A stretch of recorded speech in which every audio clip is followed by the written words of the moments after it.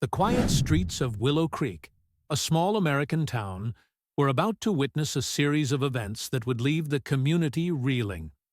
At the center of this drama were the Harper twins, Emma and Ella, 21-year-old sisters known for their close bond and identical appearance, and their neighbor, Jake Mitchell, a 23-year-old college graduate who had recently returned to town.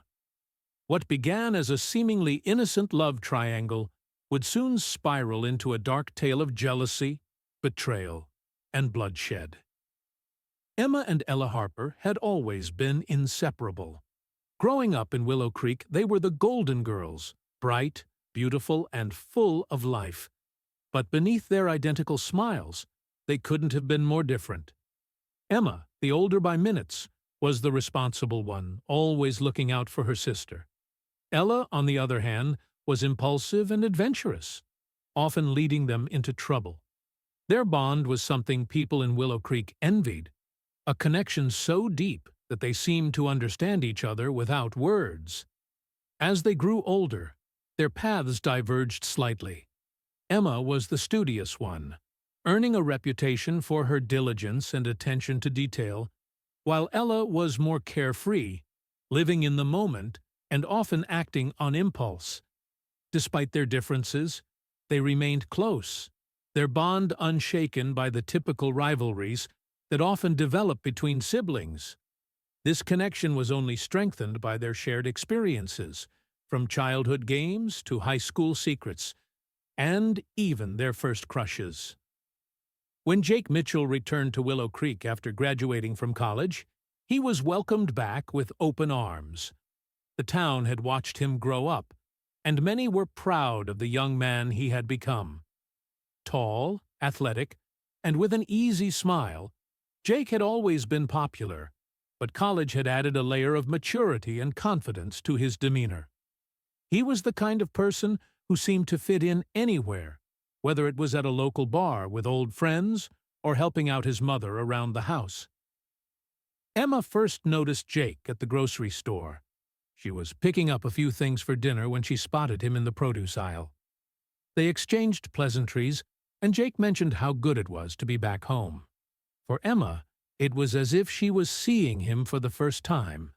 The boy she remembered from high school had grown into a man, and there was an undeniable spark between them. They exchanged numbers, and soon they were texting each other daily.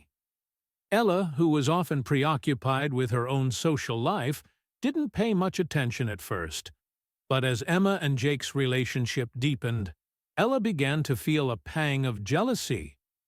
It wasn't just that Emma had found someone special. It was the fact that she was spending less time with Ella. The twins had always done everything together, and now, for the first time, Ella felt like she was being left behind. Jake Mitchell was everything the Harper sisters could have wanted: charming, intelligent, and kind. Emma fell hard for him, and it wasn't long before they were spending every spare moment together.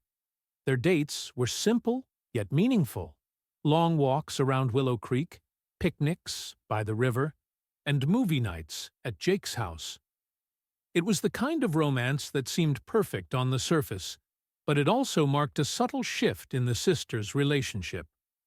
Ella, initially happy for her sister, soon found herself feeling left out and envious. She watched as Emma and Jake grew closer, her resentment growing with each passing day.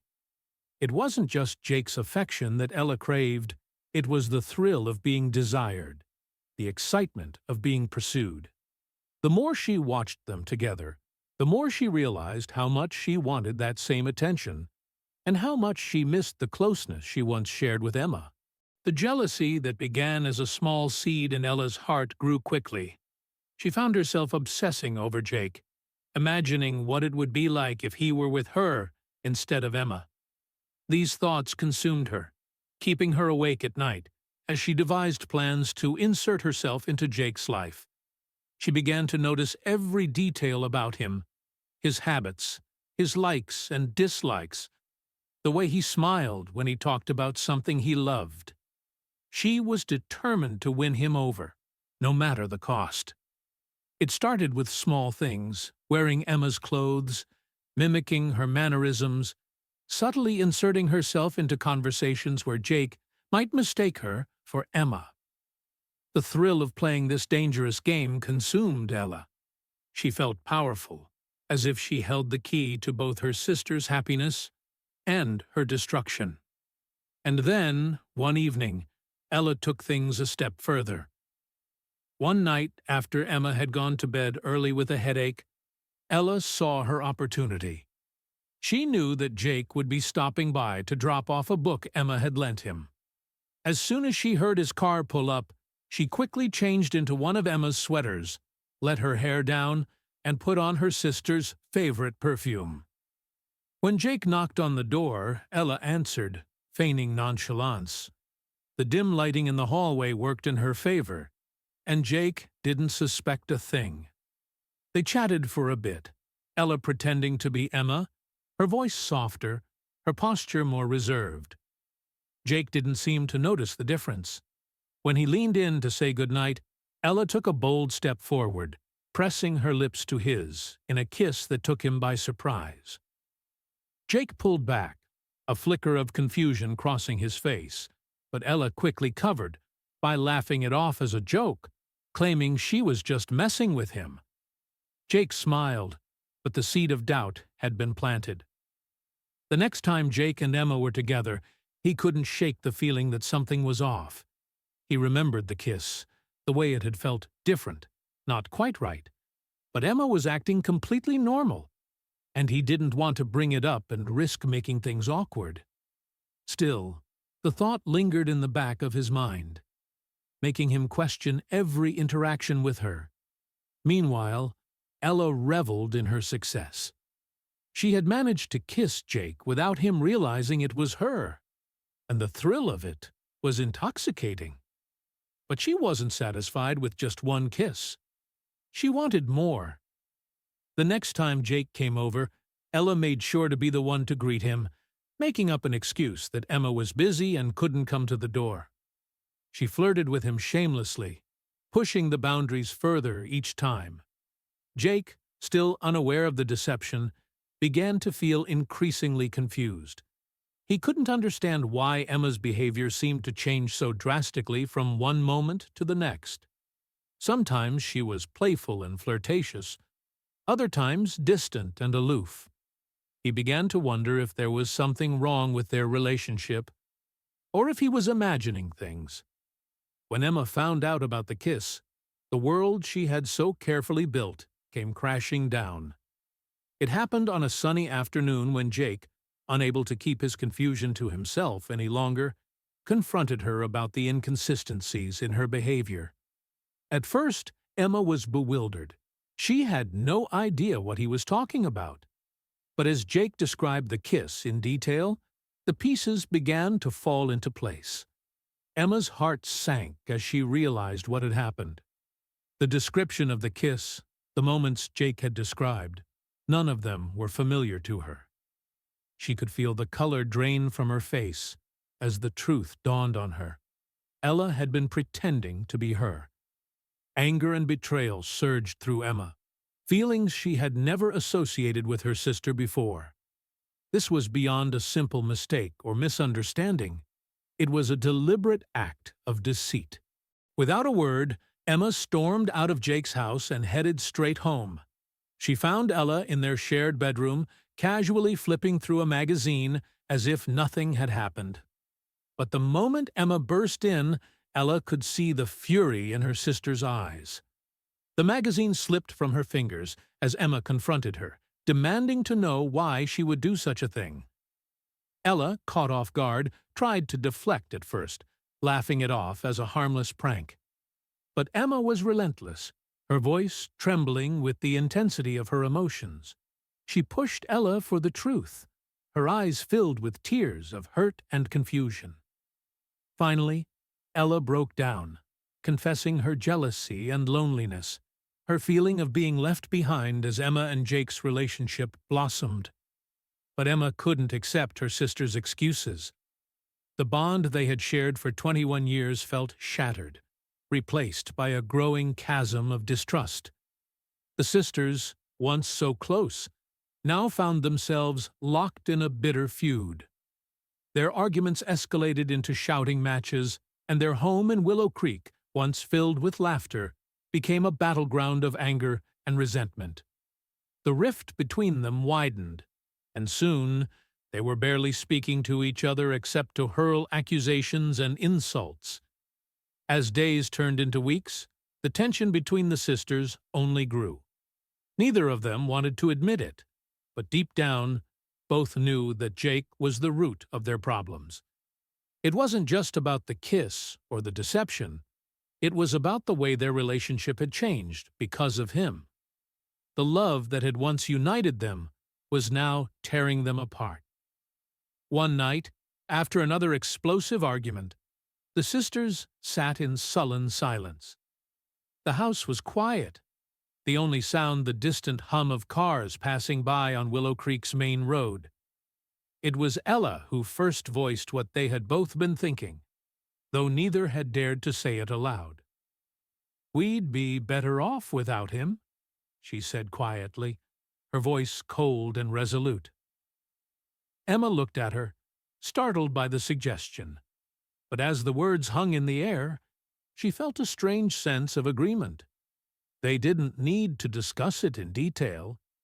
They both understood what Ella was implying. Their bond as sisters was more important than anything else, and they couldn't let a boy come between them. In their twisted logic, getting rid of Jake was the only way to fix what had been broken. And so they began to plan. The plan was simple, but brutal, a way to remove the source of their pain and reclaim their bond. They lured Jake to an isolated spot on the outskirts of Willow Creek, where the trees were dense and the shadows long. It was a place they had often visited as children, a secluded clearing by the river where they used to play games and tell secrets. Now, it would become the scene of something far darker. On the day of the crime, Emma and Ella acted as if everything was normal. They went about their day, interacting with neighbors, attending to their usual routines. But beneath their calm exteriors, their minds were racing, going over every detail of their plan. They had decided that Emma would be the one to lure Jake, playing on his feelings for her to get him to the clearing. Ella would follow later, once they were sure Jake was isolated. Jake arrived at the clearing, unsuspecting and eager to spend time with Emma. They talked for a while, sitting by the river as the sun began to set. Emma played her part well, acting affectionate and kind, masking the turmoil within her. But as the shadows lengthened and the air grew cooler, Jake began to sense that something was off. He noticed the way Emma's smile didn't quite reach her eyes, the way her hands trembled slightly when she touched him. Before he could react, Ella emerged from the trees. Jake turned, surprised and confused by her sudden appearance. As he opened his mouth to ask what was going on, Emma struck the first blow, a heavy stone she had hidden in the grass beside her. The impact stunned Jake, knocking him to the ground. Dazed and bleeding, he tried to push himself up, but Ella was on him in an instant, her hands wrapping around his throat in a vice-like grip. The two sisters, once filled with love and laughter, now worked in unison to snuff out the life of the man who had come between them. Jake struggled, his eyes wide with shock and terror, but the combined strength and fury of the twins were too much. Emma continued to strike him, her blows driven by a mix of rage and desperation, while Ella's grip tightened, cutting off his breath. In those final moments, Jake's struggles weakened until, finally, he went still. The forest around them was silent, the only sound the ragged breaths of the sisters as they stared down at what they had done. In the days that followed, Emma and Ella worked together to cover up the crime, their once shattered bond now forged in blood. They buried Jake's body deep in the woods, where they hoped no one would ever find it. The sisters knew that in a town as small as Willow Creek, Jake's sudden disappearance wouldn't go unnoticed. But they were prepared to play the part of the concerned girlfriends, the grieving sisters who had no idea what had happened to him.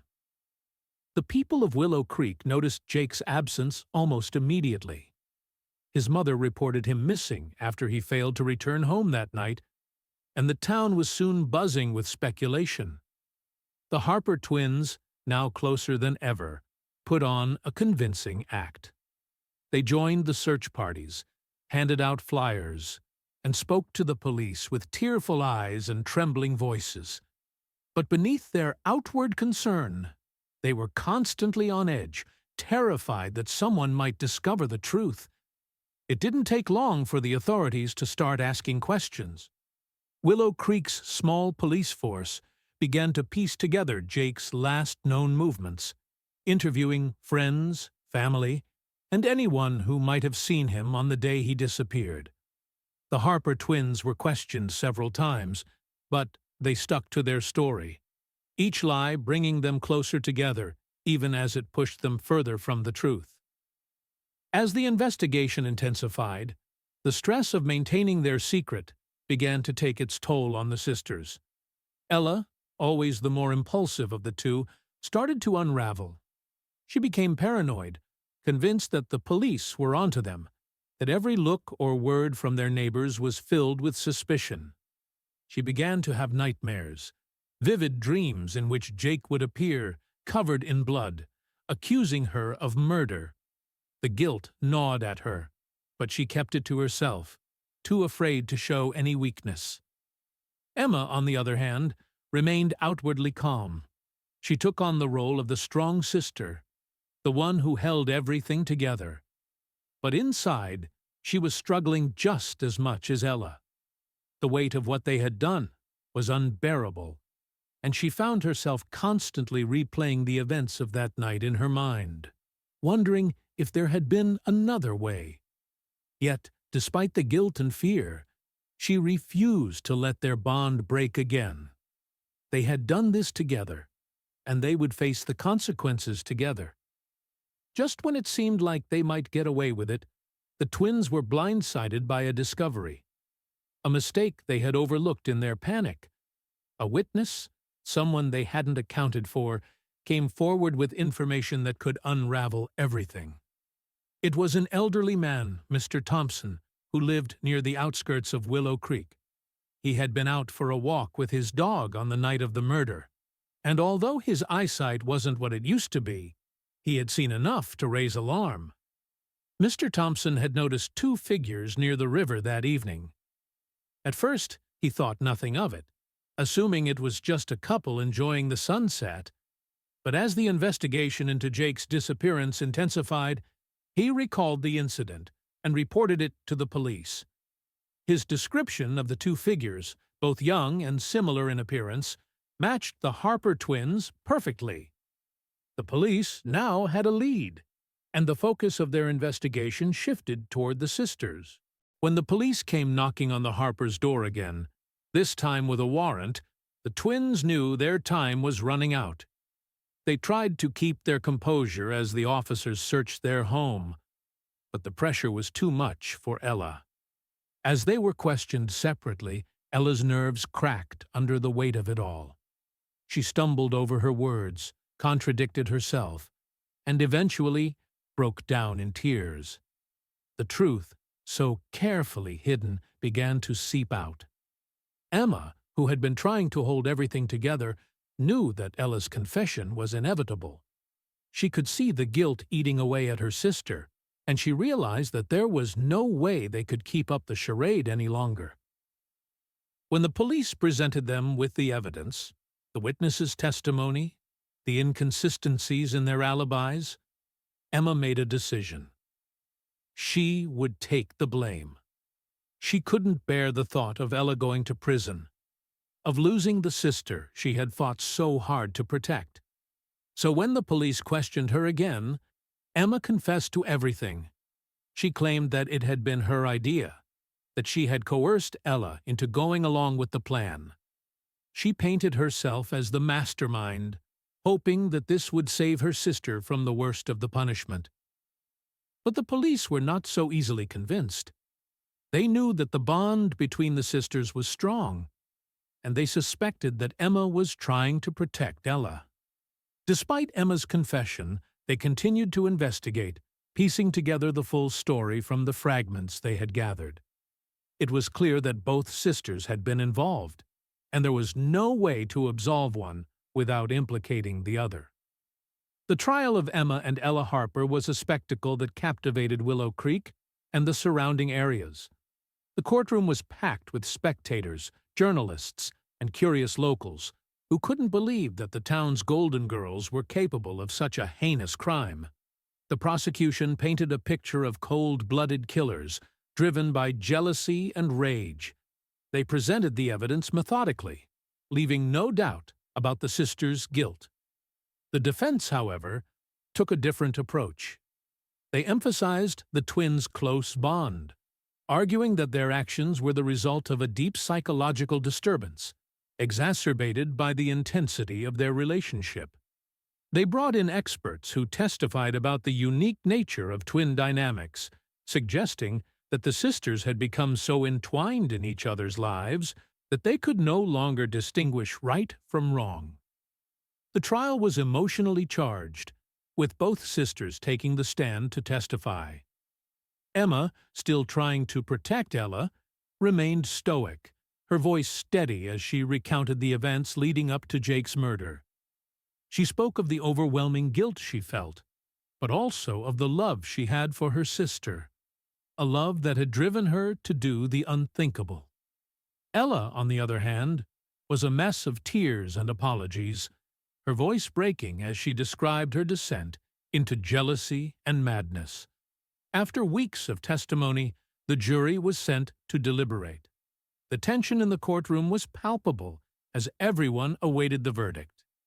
It took the jury several days to reach a decision, and when they finally returned, the atmosphere was thick with anticipation. The judge read the verdict in a solemn tone, guilty on all counts.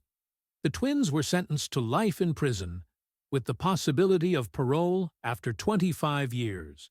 The courtroom was silent as the reality of the sentence set in. The once inseparable sisters were now bound by a crime that would haunt them for the rest of their lives. The story of Emma and Ella Harper became the stuff of legend in Willow Creek, a dark chapter in the town's history that would be whispered about for years to come. The community, once so close-knit, was left grappling with the aftermath of the tragedy. The Harper family home, once filled with laughter and light, now stood empty, a grim reminder of the darkness that had consumed the sisters. In prison, Emma and Ella remained close, their bond unbroken despite the bars that separated them from the world. They spent their days reflecting on the choices they had made, the love that had turned to obsession, and the innocence they had lost. In the end, their love for each other was both their salvation and their damnation, a force that had driven them to the brink and beyond. Their story serves as a chilling reminder of how easily the line between love and hate can blur, and how far people will go to protect the ones they love, even if it means losing themselves in the process.